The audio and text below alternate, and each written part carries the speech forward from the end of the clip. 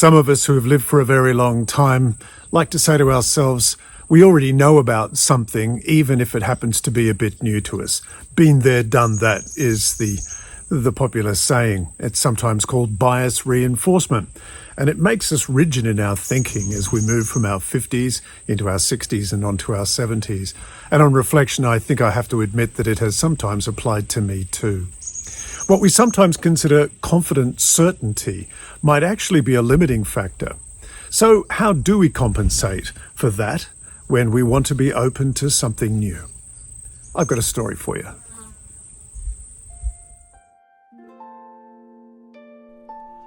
A Zen master was receiving a university professor who'd come to inquire about the way.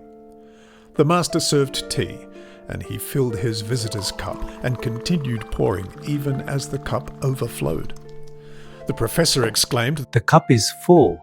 It can hold no more." The master replied, "Like this cup, you are full of your own opinions and speculations. How can I show you anything if you do not first empty your cup?" This story speaks of the prerequisite for any transformation. As long as we are full, nothing new can enter. As long as our life overflows, no grace has room to slip in.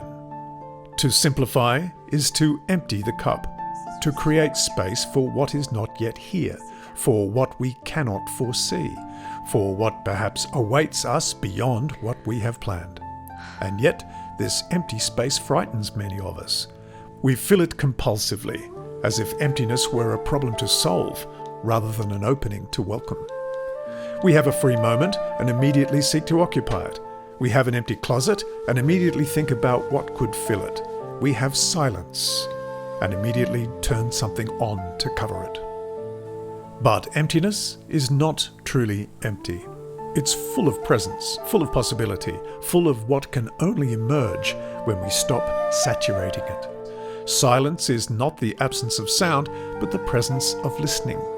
Space is not the absence of objects, but the presence of availability. Free time is not the absence of activity, but the presence of life to itself. When we simplify, we do not create nothingness, we create the conditions for something else to appear. The practical way to emptying the cup is learning to say no. No to what does not correspond to our deep values. No to what takes us away from the essential. And this is not a rejection, it's a protection. It protects our yes. It gives our yes its strength and meaning. One who says yes to everything truly says yes to nothing. The yes becomes diluted, weakened, deprived of substance by its very profusion. One who learns to say no discovers that the yes becomes more whole, more committed, more present. They can give more to fewer things, and this concentration produces a quality of experience that dispersion never allows. But here's the paradox. We accumulate to have more experience, more pleasure, more life, but accumulation itself makes us incapable of tasting what we have accumulated. We own 100 books, but have no time to read. We have 1,000 entertainment options, but are too tired to enjoy them. We run from one activity to another without ever stopping long enough for anything to truly touch us. Profusion creates superficiality. Simplification reverses this movement. With fewer books, we truly read the ones we have. With fewer options, we truly savor those we choose. With fewer activities, we are truly present to those we do.